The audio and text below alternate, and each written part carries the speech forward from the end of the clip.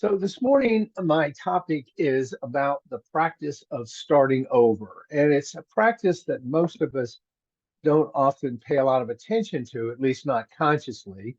And nonetheless, it's a very important part of our spiritual path.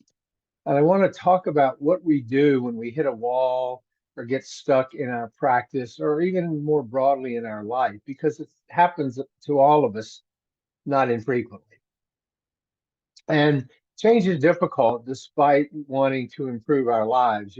One of the things that always struck me with in my professional life was how much people said they wanted to change, but how difficult it was for them to do so. And that's certainly been true in my life. Um, and we always start a practice, a meditation practice, with the best of intentions. Um, but we hit a bump or we get discouraged. But if we really want to make change in our lives, then we need to give ourselves permission to start over. And what I mean by that is begin again without feeling defeated, without feeling like we're a failure. So let me just be really clear in saying loudly that starting over is not failing.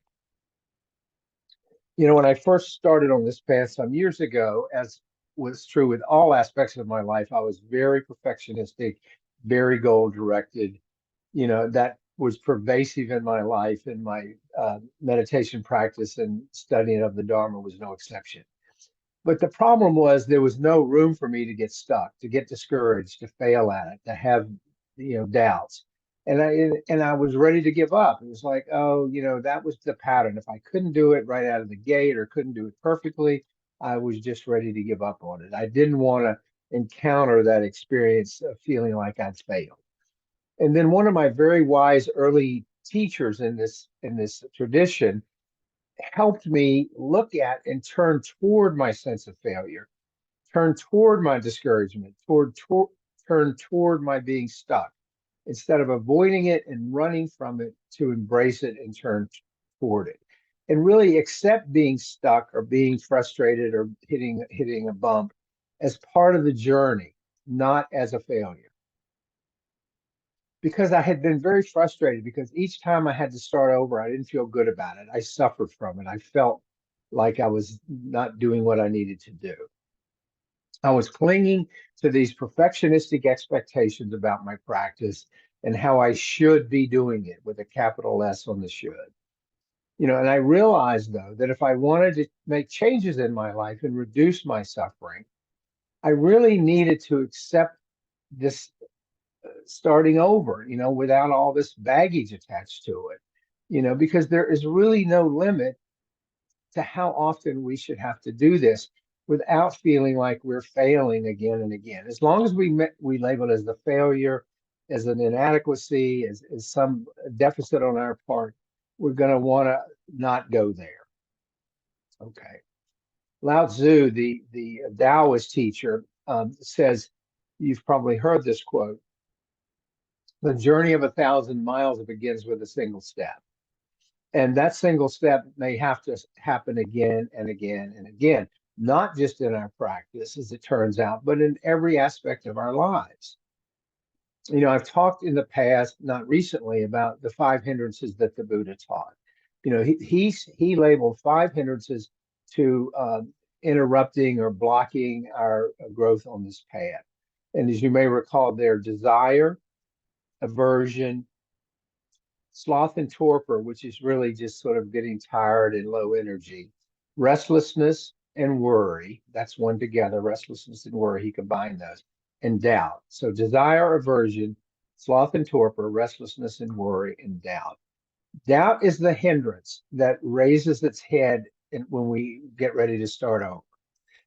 Think about it. I can't do this. Oh, this isn't working for me. This is never going to work for me. I'll just fail if I try again. All of that doubt comes up. And if we fail to be mindful of that hindrance, if we fail to be mindful of the role of doubt in interrupting our progress, then we're going to get caught by it. We're going to get undone by it. But if we recognize that, oh, here's doubt coming up as I try to move ahead, then we have options. And the option is to start over.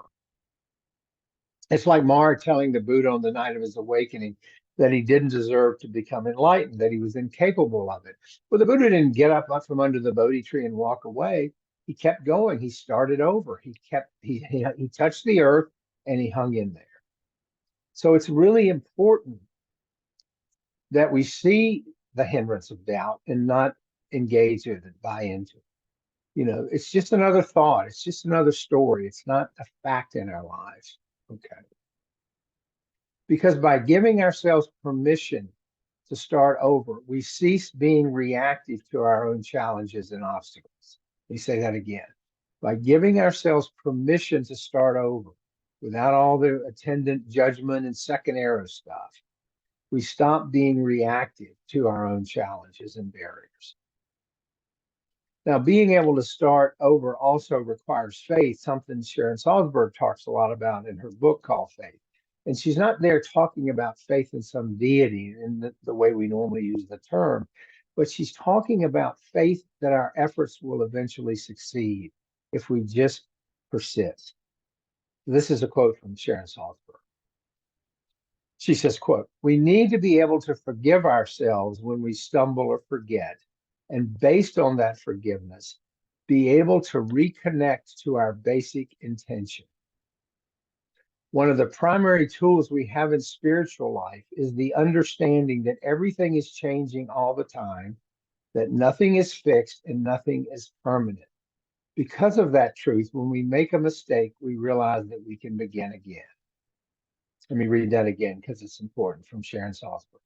Quote, "We need to be able to forgive ourselves when we stumble or forget, and based on that forgiveness, be able to reconnect to our basic intention. One of the primary tools we have in spiritual life is the understanding that everything is changing all the time. Nothing is fixed and nothing is permanent. Because of that truth, when we make a mistake, we realize we can begin again." The opposite of that is judging how unworthy we are or why the change we seek is impossible. Again, all that second arrow self-judgment. We need to accept that our mind is constantly being pulled away from whatever the goal is by this mental activity. It takes us out of the present moment.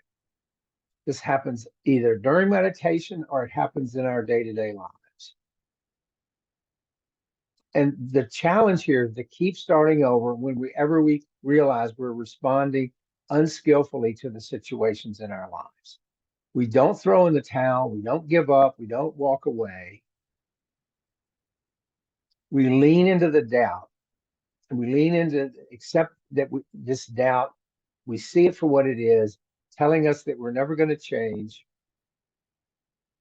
or that change is too difficult, that nagging fear that change is too difficult. One of the things that I've struggled with a lot in this practice is maintaining my resolve to keep starting over when I fall back into the perfectionism, when I get too caught up in the rigidity of my expectations. David talked last week about expectations when we were talking about perfectionism. We have to be able to see that and resolve to keep starting over despite that. Because over time, the starting over becomes easier. It becomes less painful, less aversive. By staying mindful and switching my focus from thinking about my limitations to what skillful steps I can take to respond to the situation I'm in that is frustrating. This is a fundamental shift in attitude. It's a fundamental shift. It's spaciousness around whatever it is I'm dealing with. So I accept my limitations without judgment. I pick up and I keep going. And I let go of any grandiose expectations that I should be able to do anything I put my mind to. And if I can't, then I just walk away and give up. We need to remember that the Buddha teaches us to focus on the present moment, respond skillfully in the moment. And starting over in our practice requires that we do the best we can in the immediate situation without judgment. In psychology, in my field, the capacity to start over is one of the marks of what modern psychology calls emotional resilience. Bouncing back, equanimity, all of those things, emotional resilience. While we may think we know how to start over. It's likely we understand it conceptually, but don't necessarily practice it. Okay. Have we really brought mindfulness, intention, and acceptance to the challenges of starting over? I mean, it seems like such a simple thing, but if you really dig into it in your own life, as I'm suggesting, I think you'll find it's a pretty big barrier if we don't address it. So let's just take a moment. I'm just going to get quiet for a moment and we can talk about this in a few minutes in the discussion, but just think about a challenging situation. Bring it to mind. Try to think about what it feels like to start over. Just sit with it for a moment. See if you can identify any resistance to it. And then we'll wait about a minute and I'll have a few further comments. So let's just reflect on that. Think about a challenge.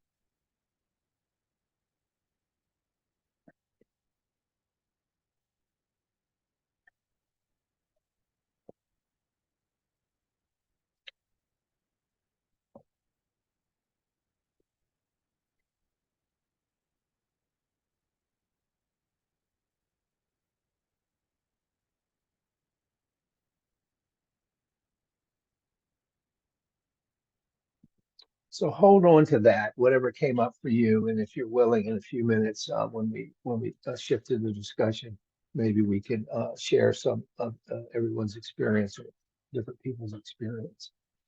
So what we're really asking here is to see any obstacle as temporary and impermanent, as Sharon Salzberg so wisely says, and then start over. So how exactly do we do this? Okay, let's talk a little bit about how we approach this challenge of starting over. Well, simply stated, we want to shift our attention from trying to control the outcome of our efforts. When we're focused on the outcome, the inability to get there is going to create frustration. It's going to create reactivity. Okay? So we have to shift our attention away from the goal and not give it up, but just not solely focus on it. In addition, we set aside these habitual reactions when they arise of criticizing ourselves, judging ourselves, blaming ourselves, regretting, complaining, all the baggage we bring to it. So by not denying or avoiding these challenges, we acknowledge them without buying into them. Oh, this is happening now. Oh, I'm going to accept that frustration is happening now, but I'm going to keep going. For example, our practice might be, yes, my mind wandered from my goal, but I'm going to start over, moment to moment, without getting too far ahead of ourselves. Giving ourselves permission to start over helps us be less focused on the outcome. Okay, this is the old thing about focusing on the journey, not the destination. While goals give our lives direction, if we focus too much on the goal, then we miss the process of the journey. You know, when our focus is on the journey and not the goal, we are more able to start over as necessary. So let me close with another quote from Sharon Salzberg's book on this whole issue. She says, "quote The invitation to begin again and again and again that meditation affords is an invitation for the practice of self-compassion, to heal through letting go rather than harming ourselves with cycles of self-doubt, judgment, and criticism. Beginning again is a powerful form of resilience training. Each time we become distracted or lost in our judgments, assumptions, and other thoughts, we can return to the moment, the most portable and dependable resource at our disposal. We see that no matter what, we can always begin again." Close quotes. So let me stop there.